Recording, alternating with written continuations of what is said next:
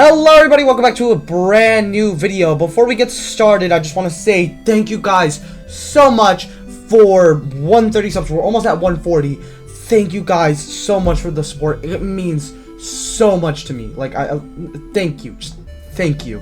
Now, in today's video, I'm going to, now, as of today, every comic book movie has been released in theaters. And today is going to be my ranking of all the comic book movies that we've had this year. And yeah, I'm just gonna blind rank them, like, just talk on the way there. Anyways, before we get started, make sure you like, comment, and subscribe, and let's get into it.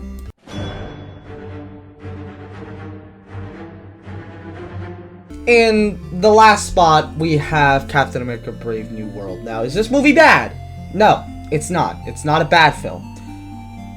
But compared to the standards of the other Captain America movies, it's definitely the weakest.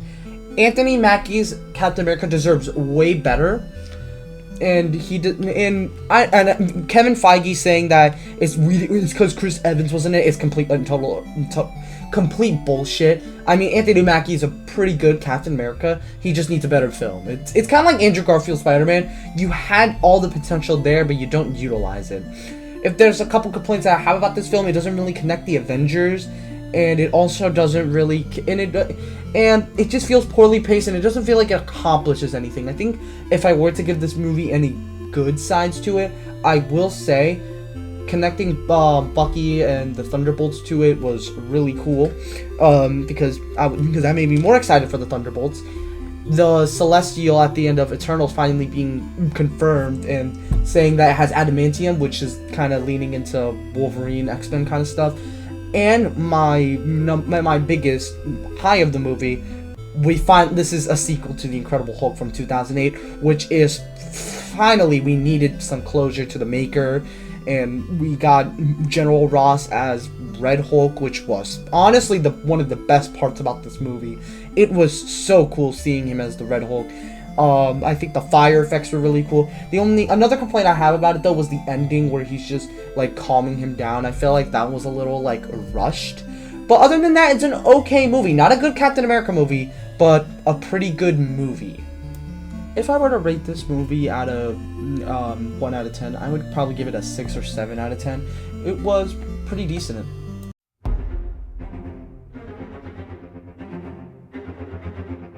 Next up on my list is a huge jump from Brave New World all the way to Thunderbolts. Thunderbolts was a surprisingly good movie. It was sad, it was emotional, it had impact, and it actually made the MCU move forward on with its projects. For example, it introduced the new Avengers. It finally answered some questions that we have about Doomsday. It was just really satisfying. Also, the comic accurate Sentry suit was just beautiful, and the messaging behind it of, your mental health matters, you matter as a person. Everybody in this movie is struggling with some kind of trauma, whether that be a U.S. agent who's struggling with a divorce he's having and losing the mantle of Captain America. You have Yelena, who was human trafficked as a child. Red Guardian, who lost one of his daughters and the other won't talk to him. Bucky has been through everything. He got blipped, he went through the ice, he got brainwashed. He's been through everything before this movie. And it was just so impactful of a film. It's beautiful. The only real problem I have with it is the colors. It looks really dull as a movie. Like, it doesn't look like, it's not visually pleasing to see. That's like my only one complaint. Other than that, it's perfect. I give this movie a solid 8 out of 10. It's just beautiful. It's it feels like an old classic MCU movie with a great theme in with it. And I'm really happy it was like that. It's just really great, man. Yeah. My granny called, she said, Travis, you work too hard, don't worry, you forget about me. Coming in number 2 as the second best comic book movie of the year, it's the most recent actually, Fantastic Four: First Steps. First off, it's the best Fantastic Four movie we've ever had. Now, I know that's not really big, and I know that the bar is really low. I think the only thing that I think in second place it's like the '05 movie, but even then it doesn't even compare to this movie. The retro futurism in this is just it matches so much. This being in a separate universe as the MCU was the perfect decision, and it leads right into Doomsday with the post-credit scene of Doctor Doom meeting Franklin Richards. I think the thing's design is probably the best thing design we've ever had. It's just perfect in every way.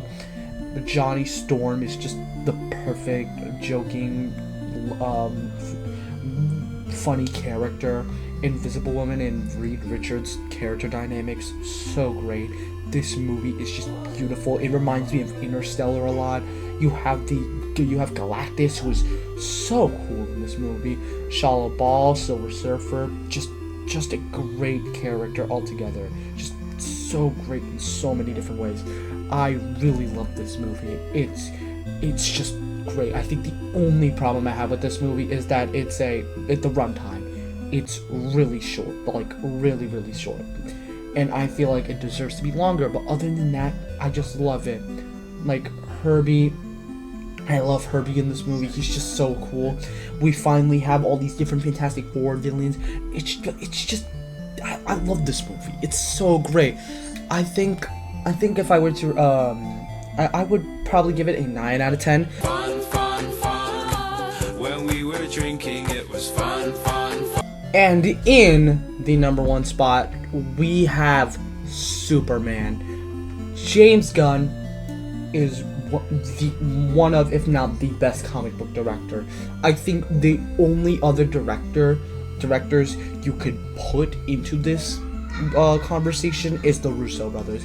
Other than that, it's James Gunn, hands down. Guardians trilogy, Suicide Squad, Peacemaker, Creature Commandos. He never misses. He never misses a comic book film.